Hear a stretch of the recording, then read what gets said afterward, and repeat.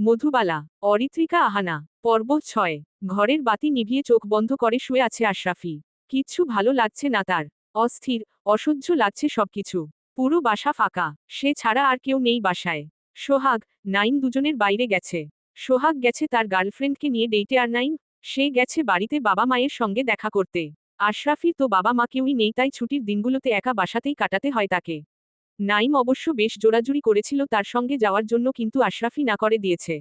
এর আগেও বেশ কয়েকবার নাইমদের বাড়িতে গিয়েছে সে, সোহাগদের বাড়িতেও গিয়েছিল, কিন্তু 2-4 দিনের বেশি মন টেকে না। তাই বারণ করে দিয়েছিল সে। কিন্তু এখন মনে হচ্ছে না গিয়ে ভুলই করেছে। একা বাসায় ভীষণ বোরিং লাগছে। আর সবচেয়ে অসহ্যকর যে বিষয়টা, সেটা হলো একা থাকার কারণে তার সমস্ত চিন্তাভাবনাগুলো কেবল মেহেরকে কেন্দ্র করেই ঘুরছে। যেটা প্রতিটা মুহূর্তে অনেক বেশি যন্ত্রণা দিচ্ছে তাকে। চাইলেও মাথা থেকে মেহেরের চিন্তাভাবনা ঝেড়ে ফেলে দিতে পারছে না, চায় সে। চোখ বন্ধ করলেই চোখের সামনে ভেসে ওঠে মোহর এবং তার লজ্জাজনক পরিণতি। মেহের যতই বলুক ভালো আছে সে, কিন্তু আশরাফি কিছুতেই মেনে নিতে পারছে না তার মেহের এমন একটা জায়গায় যেখানে টাকার বিনিময়ে খুব সস্তা এবং নোংরাভাবে নারীদের দেহ বেচাকেনা হয়। নারীদেরকে বানানো নয় লালসার বস্তু। যতবার এই কথাগুলো মনে পড়ে আশরাফি ততবার চিৎকার করে কাঁদতে মন চায় তার, কিন্তু পারে না। সময়ের সাথে সাথে কান্নাও হারিয়ে গেছে। কিন্তু দুঃখগুলো ঠিক আগের মতোই রয়ে গেছে। নিঃশব্দে, নির্জনে বুকের ভেতর রক্তপাত ঘটায় কেবল। কাল থেকে ইউনিভার্সিটি খুলবে আশরাফির। সেই অপেক্ষাতেই আছে সে। ক্যাম্পাস খুললে কাজের চাপ হয়তো একটু বাড়বে, কিন্তু তবুও শান্তি। কাজের মাঝে থাকলে নিজের দুঃখগুলোকে ভুলে থাকতে পারবে সে। ব্যস্ত রাখা যাবে নিজেকে।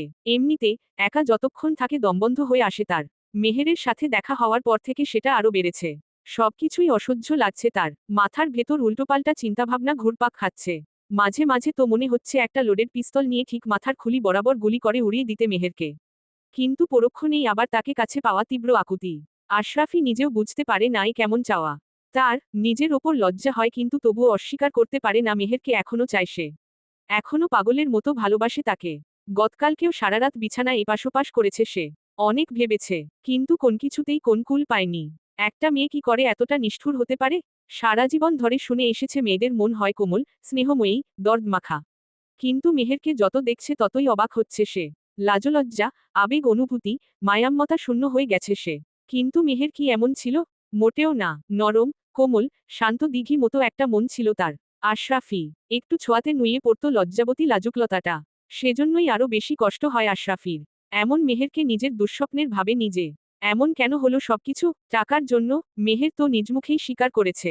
কিন্তু তবুও কেন বিশ্বাস করতে পারছে না আশরাফি? কেন বারবার মনে হয় মিথ্যে বলেছে মেহের? কিছু একটা রহস্য আছে তার জীবনে। এসব ভাবতে ভাবতেই আবার গভীর ধ্যানে মগ্ন হয়ে গিয়েছিল আশরাফ। মোবাইলের রিংটোনের শব্দে ধ্যান ভাঙল। শোয়া থেকে উঠে বসে ফোন রিসিভ করল সে। ওপাশ থেকে নীলা মিষ্টি করে সালাম দিয়ে বলল, আপনি কি ফ্রি আছেন স্যার? সালামের জবাব দিল আশরাফি। গলা খাকারি দিয়ে বলল, হ্যাঁ। বলো কি বলবে? নীলা তাদের ক্লাস রিপ্রেজেন্টেটিভ, মানে সিআর। তাই ক্লাস রুটিন, অ্যাসাইনমেন্ট, থিসিস জমা দেওয়া সহ যাবতীয় পড়াশোনামূলক বিষয়ে পুরো ক্লাসের হয়ে তাকেই আলাপ করতে হয় স্যারদের সাথে। সেই সুবাদে আশরাফিকেও প্রায়ই ফোন করার সুযোগ হয়েছে তার। কিন্তু আজকে ফোন করার একটা বিশেষ কারণ আছে। কারণটা হচ্ছে আজকে নীলার জন্মদিন।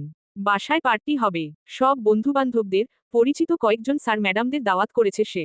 কিন্তু আশরাফিকে কি করে দাওয়াত দেবে সেটাই বুঝতে পারছিল না। দাওয়াত দেওয়ার পরে সে কি রিয়েক্ট করে সেটা ভেবেও ভয় হচ্ছিল।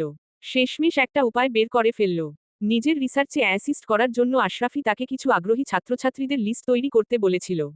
লিস্ট রেডি, তাই ফোন করে খবরটা আশরাফিকে জানানো যেতেই পারে। সেই সুযোগে জন্মদিনের কথাটাও বলে ফেলবে। আশরাফির কাছ থেকে অনুমতি পেয়ে বিনীত কণ্ঠে বলল, রিসার্চে অ্যাসিস্ট করার জন্য আপনি আগ্রহী ছাত্রছাত্রীদের যেই লিস্টটা আমাকে তৈরি করতে বলেছিলেন, সেটা রেডি হয়ে গেছে স্যার। ঠিক আছে, তুমি তাহলে লিস্টটা মেইল করে পাঠিয়ে দাও আমাকে। এখনই? হ্যাঁ এখনই। কেন, কোন সমস্যা? জি না স্যার, আমি এখনই মেইল পাঠাচ্ছি আপনাকে। ঠিক আছে। ফোন রেখে দিচ্ছিল আশরাফি, তখনই নীলা তড়িঘড়ি করে বলল, হ্যালো স্যার। ফের ফোন কানে দিল আশরাফি। শীতল কণ্ঠে বলল, আর কিছু বলবে? জি স্যার। কি? নীলার ভয় লাগছে। আশরাফি সঙ্গে পড়াশোনার বাইরে অন্য কোন আলোচনা কখনোই হয়নি তার। তাই অন্য স্যার ম্যাডামদের চাইতে বেশি ভয় হয় তার সঙ্গে কথা বলতে। তার ওপর আজকে তো সরাসরি বাসায় আসার দাওয়াত। বুঝতে পারছিল না কি হবে। ভীত, ইতস্তত কণ্ঠে বলল, না মানে, আজকে আমার জন্মদিন স্যার, তাই বাবা ছোটখাটো করে একটা পার্টির। তার কথার মাঝখানেই আশরাফি ওকে থামিয়ে দিয়ে বলল, তাই নাকি? জি স্যার। তাহলে তো উইস করা উচিত তোমাকে। জবাবে নীলা কিছু বলল না। হাত পা কাঁপছিল তার। আশরাফি মুচকি হেসে বলল, শুভ জন্মদিন। অনেক বড় তুমি, আর খুব খুশি থাকো। বিশেষ মানুষদের কাছে থেকে শুভেচ্ছা পেতে সবারই ভালো লাগে, হোক না সেটা খুবই সামান্য, তবুও অদ্ভুত ভালো লাগা কাজ করে। প্রশান্তিতে ভরে যায় মন, কানায় কানায় ভয়ে যায় আনন্দের মাত্রা। নীলার মনটাও আনন্দে ভরে গেল। আজকের দিনটা সার্থক তার। লাজুক কণ্ঠে বলল, থ্যাংক ইউ স্যার। আশরাফি ফের হাসল। হাসিমুখেই জিজ্ঞেস করল সে, তারপর? তুমি যেন কি বলছিলে, বাসায় পার্টি হবে তাই তো? জি স্যার, তবে খুব বড় করে নয়। বাবা, মা, আমি আর আমার সব বন্ধুরা থাকবে। লায়লা ম্যাম, আরিফ স্যারকেও বলেছি, উনারা আসবেন। আপনি কি আসবেন স্যার? আপনি এলে খুব খুশি হব আমি। আমি, হ্যাঁ স্যার, আসবেন। খানিকটা আবদারের সুরেই জিজ্ঞেস করল নীলা। বারণ করতে পারল না আশরাফি। এমনিতেও বাসায় ভালো লাগছিল না তার। তাছাড়া ওখানে কলিগরাও আসবে, আড্ডা দেওয়া যাবে সবার সঙ্গে। আগ্রহের সাথেই জিজ্ঞেস করল, অনুষ্ঠান কয়টায়? 7টায়। কিছুক্ষণ চুপ করে রইল আশরাফি। তারপর নীলাকে সম্পূর্ণ অবাক করে দিয়ে বলল, ঠিক আছে আমি আসব। খুশিতে চোখমুখ উজ্জ্বল হয়ে উঠল নীলার। সে স্বপ্নেও ভাবতে পারেনি এত সহজে রাজি হয়ে যাবে আশরাফি। রীতিমতো কল্পনার বাইরে তার। উচ্ছ্বাসিত কণ্ঠে বলল, থ্যাংক ইউ স্যার। আপনি আসবেন, অনেক খুশি হয়েছি আমি। ঠিক আছে, আমি তাহলে এখন রাখি। জি স্যার, খোদা হাফেজ। পুনরায় সালাম দিয়ে ফোন কাটল নীলা। আনন্দের নাচতে ইচ্ছে করছে তার। পরীক্ষায় ফার্স্ট হলেও এত খুশি লাগেনি আজকে যতটা খুশি লাগছে। তড়িঘড়ি করে সাজতেন বসে গেল সে। এদিকে ফোন রেখে ঘড়ির দিকে চাইল আশরাফি। সবে 4:30 বাজে। হাতে এখনো সময় আছে। ঘড়িয়ে 5:45টার অ্যালার্ম সেট করে চোখ বন্ধ করে শুয়ে পড়ল সে। যদিও এখন ঘুম আসবে না, তবুও বৃথা চেষ্টা। বাসায় বসে এমনিতেও তেমন কোন কাজ নেই। তার চেয়ে চোখবন্ধ করে শুয়ে থাকলেও রেস্ট হবে। ড্রেসিং টেবিলের সামনে দাঁড়িয়ে পারফিউম স্প্রে করছিল আশরাফি। ফোনটা বেজে উঠতেই ভাবল নীলা ফোন করেছে। না দেখেই রিসিভ করল সে। কিন্তু সম্পূর্ণ অপ্রত্যাশিতভাবে ওপাশ থেকে কেউ একজন হ্যালো বলে উঠল, অমনি হৃৎপিণ্ডটা ধড়াস করে লাফিয়ে উঠল তার। মেহের ফোন করেছে। কণ্ঠ চিনতে একটুও ভুল হয়নি আশরাফির। কি করে হবে? সম্পর্কটা হয়তো মিথ্যে হয়ে গেছে, কিন্তু যতগুলো রাত সে মেহেরের মিষ্টিমধুর আদুরে কণ্ঠস্বর শুনে পার করেছে সে রাতগুলো তো আর মিথ্যে হয়ে যায়নি। আশরাফি এখনো মনে পড়ে, সারারাত ফিসফিস করে কথা বলে ভোরবেলায় ঘুমাতো দুজনে। এর জন্য কত ক্লাস মিস হয়েছে তার। স্যার ম্যাডামদের কত বকা শুনতে হয়েছে তাকে। অথচ সেই প্রেম, সেই অনুভূতি সবই এখন ফিকে, অর্থহীন, মূল্যহীন, পীড়াদায়ক এক অতীত কেবল, যেটা ধুয়ে মুছে শেষ করে ফেলেছে মেহের। কিন্তু আশরাফি, সে এখনো মেহেরের স্মৃতি নিয়েই পড়ে আছে। তার ঘৃণা, ভালোবাসা, রাগ, অভিমান সব এখনো মেহেরকে কেন্দ্র করেই আবর্তিত হয়। চাইলেও সত্যিটা অস্বীকার করতে পারে না। কারণ মানুষ নিজের কাছে কখনোই মিথ্যে বলতে পারে না। নিজের অজান্তেতেই দীর্ঘশ্বাস বেরিয়ে এলো বুক চিরে। ওপাশ থেকে আবারও মেহেরের অধৈর্য কণ্ঠস্বর শোনা গেল, হ্যালো, হ্যালো, কি হলো শুনতে পাচ্ছ না? আমি মধু। মুহূর্তেই মেজাজটা আবার খারাপ হয়ে গেল আশরাফির। মধু নামটা শুনেই মাথায় রক্ত উঠে যায় তার। তারপরেও কতবড় সাহস মেহেরের তাকে ফোন করে মধু নামে পরিচয় দিচ্ছে। দাঁতমুখ খিচে বলল, কিন্তু আমি মৌমাছি নই। কথা শেষ শটাং ফোন কেটে দিল সে। এদিকে মধু হতভম্ব। এটা কি হলো? আশরাফি এটা কি বলল? মৌমাছি নই মানে? সে কি মধু বলে পরিচয় দেওয়াতে খেপে গেছে, নাকি অন্য কিছু? পুনরায় আশরাফির নাম্বারে ডায়াল করল সে। সময়ে অসময়ে যোগাযোগের জন্য ছোট এই বাটন ফোনটা আরমান কিনে দিয়েছিল তাকে। সেটা থেকেই আশরাফিকে ফোন করেছে সে। নাম্বার জোগাড় করতেও বেশ কাঠখড় পোহাতে হয়েছে। চুরি করে আরমানের ফোন থেকে আশরাফির জোগাড় করেছে, শুধুমাত্র একবার আশরাফি কণ্ঠটা শোনার জন্য। আশরাফি সেদিন রাগ করে বেরিয়ে যাওয়ার পর থেকেই মনটা বড় অশান্ত হয়ে আছে তার। খুব দেখতে ইচ্ছে করছিল তাকে। একবার তার কণ্ঠ শোনার জন্য আকুপাকু করছিল মনটা। কিন্তু ফোন করার কোন বাহানা খুঁজে পাচ্ছিল না। কিন্তু কথায় আছে, ইচ্ছে থাকলে উপায় হয়। অবশেষে মধুও পেয়ে গেল উপায়। আশরাফি, তাদের কোম্পানির জন্য যেই মেয়েগুলো খোঁজ করছিল তাদেরকে মোটামুটি সব শিখিয়ে পড়িয়ে দিয়েছে মধু। চাইলেই সেই ব্যাপারেই আলাপ করার জন্য আশরাফিকে ফোন করতে পারে সে। আশরাফি যদি কিছু বলে তবে মধুও বলতে পারবে ব্যবসার ব্যাপারে আলাপ করতেই ফোন করেছে তাকে। তখন আর নিশ্চয়ই কিছু বলতে পারবে না আশরাফি। এদিকে তখনও রাগে গোজগোজ করছিল আশরাফি। এতবার সাহস তাকে ফোন করে বলে কি না মধু। সামনে পেলে মুখ সেলাই করে দিত একদম। কিন্তু আশরাফি 100% সিউর মধু একদিন নির্ঘাত খুন হবে তার হাতে। হবেই হবে। এসব চিন্তার মাঝখানেই আবারও ফোন বেজে উঠল আশরাফি। আগের নাম্বার থেকেই এসেছে।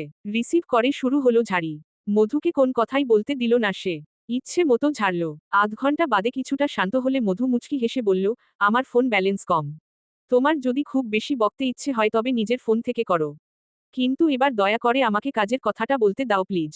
এমনিতেই আশরাফির মেজাজ সপ্তম আকাশে।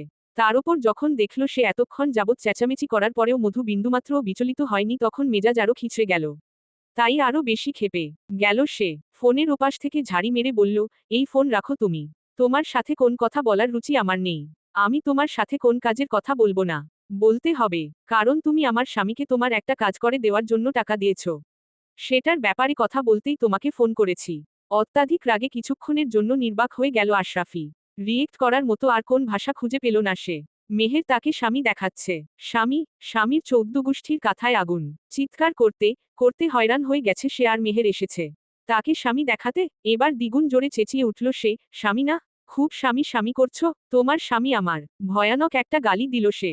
বিগত 4 বছর যাবৎ শান্তই ছিল সে। ইউনিভার্সিটি সবচেয়ে কুল এন্ড কাম লেকচারার পরিচিত ছাত্রছাত্রীদের কাছে। অথচ দুদিনেই তার মাথা কি পরিমাণ গরম করে দিয়েছে মধু। নিজের মানমর্যাদা, অবস্থা, পরিস্থিতি সব ভুলে গিয়ে মুখ দিয়ে কুরুচিপূর্ণ গালি বেরোচ্ছে। সব দোষ মেহেরের। এবার আরো বেশি করে গালি দেবে আশরাফি। এদিকে লজ্জায় জিভ কাটল মধু। সঙ্গে সঙ্গে কানের কাছ থেকে ফোন সরিয়ে নিল সে। একটু বাদে আবার কানে দিয়ে অবাক হয়ে বলল, ছিসি, মুখের ভাষা এত খারাপ কি করে হলো তোমার? আগে তো এমন ছিলে না তুমি। সেই কৈফিয়ত তোমাকে দেব নাকি? ইচ্ছে হয়েছে গালি দিয়েছি, দরকার হলে আবার দেব। তুমি ফোন রাখো। কেন ফোন করেছো ফোন আমাকে? যার মুখের ভাষা ভালো তাকে নিয়েই থাকো না। শুধু শুধু আমাকে কেন জ্বালাচ্ছ? বললাম তো কাজের জন্য ফোন করেছি। তোমার সঙ্গে আমার কোন কাজের কথা নেই, থাকতে পারে না আর ভবিষ্যতেও থাকবে না। একবার আসতে পারবে? হঠাৎ এই প্রস্তাবে থতমত খেয়ে গেল আশরাফি। সে ভাবতেই পারেনি মধু তাকে এমন প্রস্তাব দেবে। রাগী আশরাফি আড়ালে যেই কঠিন প্রেমিক আশরাফি বাস করছে মুহূর্তেই সে যাওয়ার জন্য সায় দিয়ে দিল। কিন্তু রাগী, অভিমানী আশরাফি নিজের রাগ, অভিমান ডাট বজায় রেখে বলল, তোমার সাহস তো কম না? তুমি আমাকে ওই নোংরা জায়গায় যেতে বলছো? তুমি কি তোমার মতো ভাবো সবাইকে? আমি তোমার ওই জায়গায় যাব? How can you expect this from me? এবারেও যথারীতি শূন্যস্থানে একটা বর্ষর গালি বসবে। এবারে অবশ্য ইচ্ছে করে দিতে চায়নি আশরাফি। কিন্তু মুখ ফসকে বেরিয়ে গেছে। জবাবে মেহের একটা দীর্ঘশ্বাস ফেলল কেবল। তারপর ম্লান কণ্ঠে বলল, তার মানে আসবে না তুমি? ঠিক আছে, আমি তাহলে রাখি। কথা শেষ করে ফোন কেটে দিল সে। ফোন হাতে নিয়ে চুপচাপ দাঁড়িয়ে রইল আশরাফি। আবারও একরাশ শূন্যতা এসে ঘিরে ধরল তাকে। বুকের ভেতরে পিনপিন শুরু হলো। মেহের তাকে এ কি অসহ্য যন্ত্রণা ফেলেছে। না পারছে সইতে, না পারছে কিছু বলতে। পৃথিবীতে এর চাইতে ভয়ঙ্কর, এর চাইতে যন্ত্রণার আর কিছু হতেই পারে না। কারণ এই যন্ত্রণার কোন প্রতিকার নেই। নীরবে নিভৃতে সহ্য করে নিতে হয় কেবল। চলবে।